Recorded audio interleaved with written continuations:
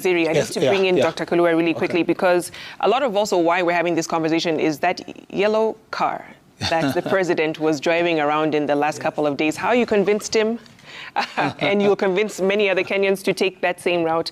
But what's so special about that vehicle, beyond the fact that the optics looked good? The head of state was in that car. In life, I have come to appreciate one thing, Vicky. Nothing is so potent as the silent influence of a good example.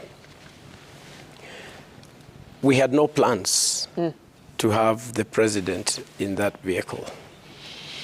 The vehicle is produced by a company called Autopax Limited, which happens to be an institution part of the Green Africa Group, which I am the founder.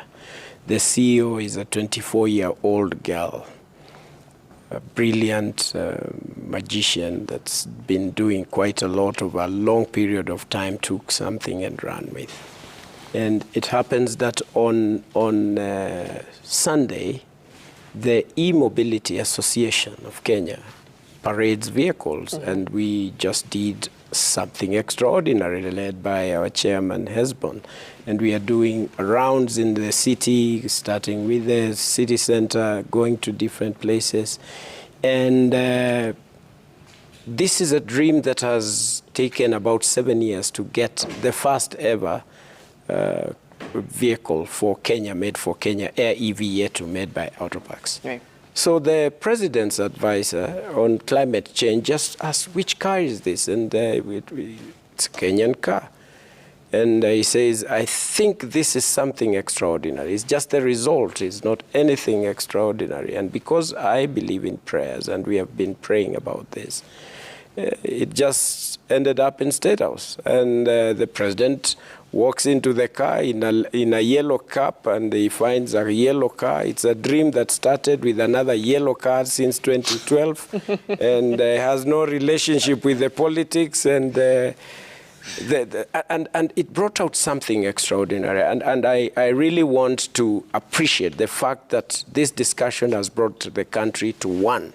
The fact that the Honorable Raila was part of this conference, the fact that Kalonzo Musyoka was in State House on Monday, I think on Tuesday, yesterday, for the dinner, it brings the country together. And therefore, when the president did drive in that car, whose details I'm sure the CEO can explain much more, it brings the country in one place. And therefore the leadership, Kenya, and I'm grateful that the cabinet secretary, very able cabinet secretary, talked about the process, how many vehicles we have, and he has put it very well. It's actually 4.5 million vehicles. Right.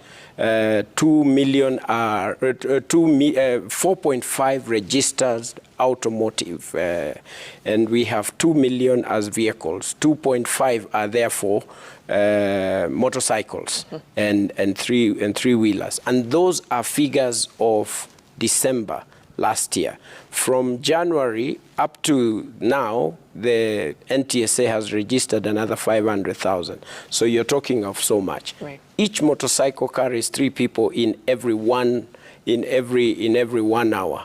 And therefore you can imagine how many people are traveling in all this. When the president does this kind of a thing, that is leading by example, it's going to turn around the minds of Kenyans. Kenya's per capita ownership of SUVs compared to Europe is much higher, that we are using much bigger vehicles than Europe. Right. The president, that car that you saw, and I hope the CEO can explain this even better, it fills electricity at 740 shillings for one full charge.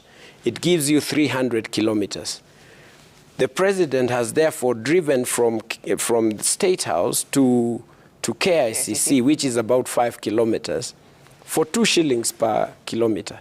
He's been doing 10 shillings per trip. Without having therefore, to recharge. 20 bob without having to recharge. Okay. There is no issue of battery because the vehicle can be the battery can be bought back by the company. Everything well thought out by top experts from here in Kenya, Germany, wherever, and done by the best institution in the world for small SUVs in China called SGMW. And we'll get into the nitty-gritties of the vehicle and maintaining an electric car. So what I want to say is the importance of leadership. You know, what I expect is that my brother very soon will get down from the big cars that he has, if the small car can get him to the office.